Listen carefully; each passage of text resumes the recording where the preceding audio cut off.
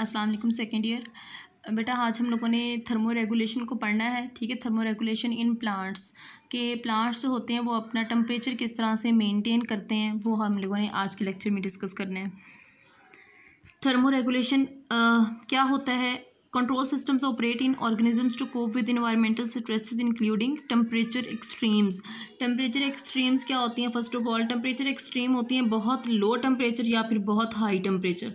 ठीक है, तो इनको बोलते हैं हम लोग टेम्परेचर एक्सट्रीम्स। ठीक है, अब क्या होता है कि जो हमारी प्लांट्स की बॉडी होती है उनके अंदर कंट्रोल सिस्टम्स होते हैं। वो सारे जो कोई जब बहुत ज़्यादा टेम्परेचर हो जाए या बहुत ज़्यादा टेम्परेचर लो हो जाए, ठीक है, तो ये इसको हम लोग बोलते हैं इन्वायरमेंटल स्ट्रेस। ठीक है, तो इनको कोप करने के लिए हमारे जो प्लांट्स के अंदर कंट्रोल सिस्टम होते हैं वो वर्क कर रहे होते हैं। ठीक है, तो अब हमने ये देखना है कि प्लांट्स अपने अंदर इस तरह की कौन सी एडॉप्टेशंस लेके आता है जब टेम्परेचर बहुत ज़्यादा हो जाए या टेम्परेचर बहुत कम हो जाए। मतलब in the case of high temperature and in the case of low temperature what plants do. ठीक है, कि प्लांट्स क्या करते हैं उस वक्त अपने आप को किस तरह से अडॉप्ट करते हैं। तो पहले हम लोग देख लेते हैं कि हाई टेम्परेचर जब होता है तो उस वक्त प्लांट्स किस तरह से अपने आप को रेगुलेट करते हैं, अपना टेम्परेचर किस तरह से वो रेगुलेट करते हैं या स्टेबल करते हैं।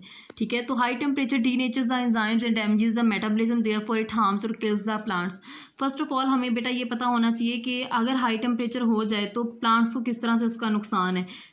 फिर ही हमें पता चलेगा कि अब उस नुकसान को पूरा करने के लिए प्लांट्स क्या करते हैं। तो पहली बात आप लोगों को पता है, आप लोगों ने ये बड़ी अच्छे से बात पढ़ी हुई कि जब भी टेम्परेचर हाई होता है तो प्लांट्स के अंदर जो एंजाइम्स होते हैं उनका स्ट्रक्चर डिस्टर्ब होना शुरू हो जाता है।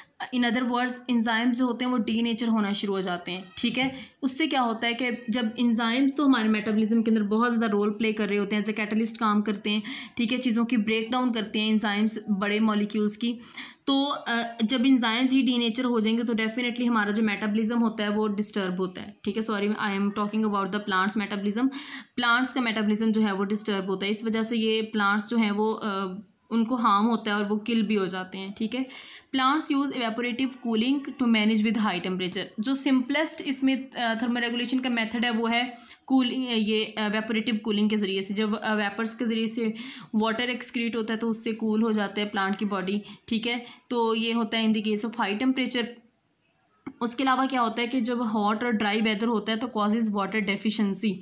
ठीक है, resulting in the closing of stomata, दस प्लांट सफ़र इन सच कंडीशंस। ठीक है, अब देखें ना, जब बहुत ज़्यादा हॉट वाटर या फिर ये ड्राई वेदर होता है, ठीक है, तो उससे क्या होता है कि डेफिनेटली वाटर की जो होती है वो डेफिशिएंसी हो जाती है। ठीक है, तो वाटर की डेफिशिएंसी की वजह से क्या होता है कि स्टोमेटा क्लोज हो जाते हैं, क्योंकि जब डेफिशिएंसी होती है तो प्लांट्स कोशिश करते हैं कि हमारा जो वाटर है वो कम से कम ट्रांसपायर हो या एवेपोरेट कम हो, तो उस वजह से वो स्टोमेटा बंद कर लेते हैं ताकि जो ट्रांसपायरेशन है उसका अमल रुक जाए। ठीक है, तो ये भी एक अडॉप्टेशन है प्लांट की कि हॉट और ड्राई वेदर जब होता है तो उस वक्त प्लांट्स अपने स्टोमेटा को क्लोज कर लेते हैं ताकि वाटर कम से कम जो है वो ट्रांसपायर हो। उसके अलावा क्या होता है कि most plants have adopted to survive in heat stress as the plants of temperate regions face the stress of 40 degree and above temperature.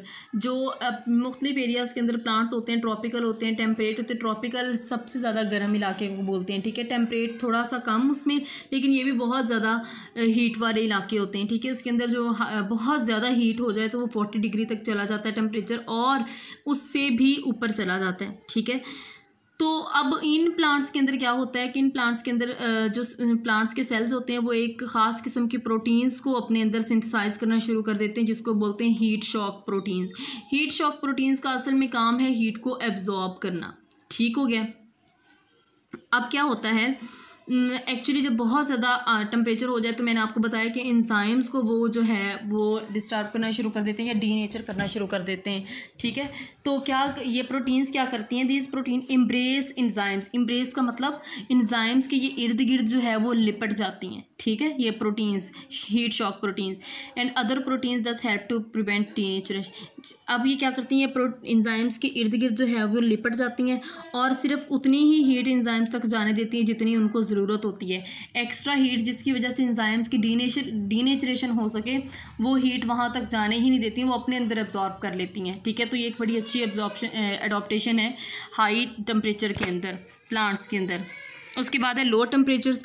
Low temperature में क्या होता है कि in low temperatures the fluidity of the cell membrane is altered because the lipids of membrane become locked into crystalline structures which affects the transport of fluids. अब आप लोगों को बेटा हम लोगों ने 9th क्लास के अंदर ये पढ़ा था कि जो सेल मेम्ब्रेन होती है ना, वो इन द फॉर्म ऑफ फ्लूइड होती है। हमने उसका मॉडल जब पढ़ा था तो उसके अंदर हमने पढ़ा था कि इसका मॉडल जो होता है वो fluid mosaic model. It's mean कि cell membrane is in the form of fluid, कि वो मूव करती रहती है, इन मूविंग फॉर्म होती है। जब बहुत लो टेम्परेचर होता है ना, तो हमें पता होना चाहिए कि सबसे पहले इफेक्ट कौन कौन सी चीज़ होती है। तो सेल मेम्ब्रेन की फ्लूइडिटी जो होती है वो इफेक्ट होती है, मतलब ये कि वो कम हो जाती है। ठीक है, कम क्यों होती है? क्योंकि लो टेम्परेचर होता है ना, तो चीज़ें फ्रीज़ होना शुरू हो जाती हैं। ठीक है, जमना शुरू हो जाती हैं। तो जो लिपिड्स होते हैं ना मेम्ब्रेन के अंदर, वो क्रिस्टल्स की फॉर्म में बन जाते हैं, वो जम जाते हैं ना। ठीक है, तो उससे क्या होता है कि ट्रांसपोर्ट ऑफ सोल्यूट्स जो होती है वो इफेक्ट होती है, क्योंकि मेम्ब्रेन के ज़रिए मेम्ब्रेन जो होती है वो फ्लूइड की फॉर्म में होती है, तो उसके ज़रिए से सोल्यूट्स की ट्रांसपोर्ट होती रहती है। तो डेफिनेटली जब लो टेम्परेचर होगा, आइसिंग होना शुरू हो जाएगी, क्रिस्टल्स बनना शुरू हो जाएंगे, तो उसमें क्या होगा कि सोल्यूट्स की ट्रांसपोर्ट भी रुक जाएगी। उसमें और क्या होता है कि मेम्ब्रेन की जो प्रोटीन्स होती है उसका स्ट्रक्चर भी इफेक्ट होता है। अब होता क्या है कि करते क्या है प्लांट्स इसके नतीजे में, जब लो टेम्परेचर हो जाए तो plants respond to cold stress by increasing proportion of unsaturated fatty acids which help membrane to maintain structure at low temperature by preventing crystal formation। अब होता क्या है कि प्लांट्स जब बहुत ज़्यादा लो टेम्परेचर हो जाए ना, तो प्लांट्स हैं जो अनसेचुरेटेड फैटी एसिड्स है ना, उसकी कंपोजिशन ज़्यादा करना शुरू कर देते हैं। आप लोगों को बेटा पता है, हम लोगों ने पहले पढ़ा हुआ है कि जो सेचुरेटेड फैटी एसिड्स होते हैं वो इन दी फॉर्म ऑफ फैट्स होते हैं, और जो अनसेचुरेटेड फैटी एसिड्स होते हैं वो इन दी फॉर्म ऑफ ऑयल्स होते हैं। ठीक है, तो अनसेचुरेटेड फैटी एसिड्स वो इसलिए प्रोड्यूस करते हैं ताकि ऑयल वहाँ पे हो, और ऑयल नहीं जमता नहीं है ऑयल। ठीक है, ताकि ताकि जो मेम्ब्रेन की फ्लूइडिटी है ना वो कंट्रोल हो सके और वो कायम रह सके। ठीक है, अगर तो वहाँ पे सेचुरेटेड फैटी एसिड्स की मिकदार बढ़ाएंगे तो फिर तो वही फैट्स बनना शुरू हो जाएंगे और क्रिस्टल्स बनना शुरू हो जाएंगे। अनसेचुरेटेड फैटी एसिड्स का बनाने का मकसद ही यही है कि वो भी ऑयल्स होते हैं, तो वो उससे चीज़ें जमती नहीं हैं, जितना भी लो टेम्परेचर हो, तो उससे क्रिस्टल फॉर्मेशन नहीं होती। This adaptation requires time because of this reason rapid chilling of the plants is more stressful than gradual drop in air temperature।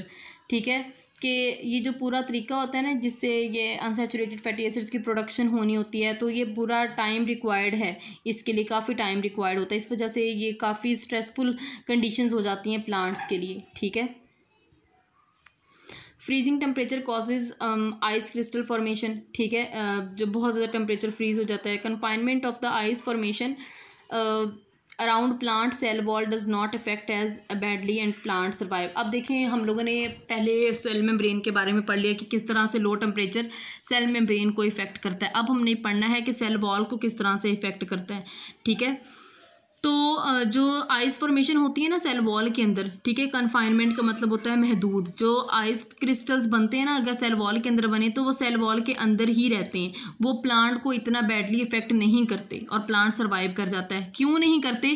क्योंकि सेल वॉल का काम सिर्फ प्रोटेक्शन करना है, उसका इंटरनल कोई काम नहीं है। जैसे सेल मेम्ब्रेन है ना, तो उसने तो पूरी ट्रांसपोर्ट करनी है सोल्यूट्स की बॉडी के अंदर। ठीक है, तो उसके अंदर तो क्रिस्टल्स बनने ही नहीं चाहिए, लेकिन अगर सेल वॉल के अंदर बन रहे हैं तो इट्स ओके, क्योंकि सेल वॉल का इतना फंक्शन नहीं होता बॉडी के अंदर। ठीक है, उसके बाद देखते हैं कि क्या होता है। उसके बाद however the formation of ice crystal within the protoplasm perforates the membrane and organelles hence killing the cells. अब हमने 2-3 चीज़ें इसके अंदर देखी हैं। एक हमने देखी सेल मेम्ब्रेन के अंदर अगर लो टेम्परेचर हो तो उसको कैसे इफेक्ट होता है। उसके अलावा हमने देखा सेल वॉल किस तरह से इफेक्ट होती है, और लास्ट पे हमने देखना है कि प्रोटोप्लाज्म किस तरह से इफेक्ट होता है।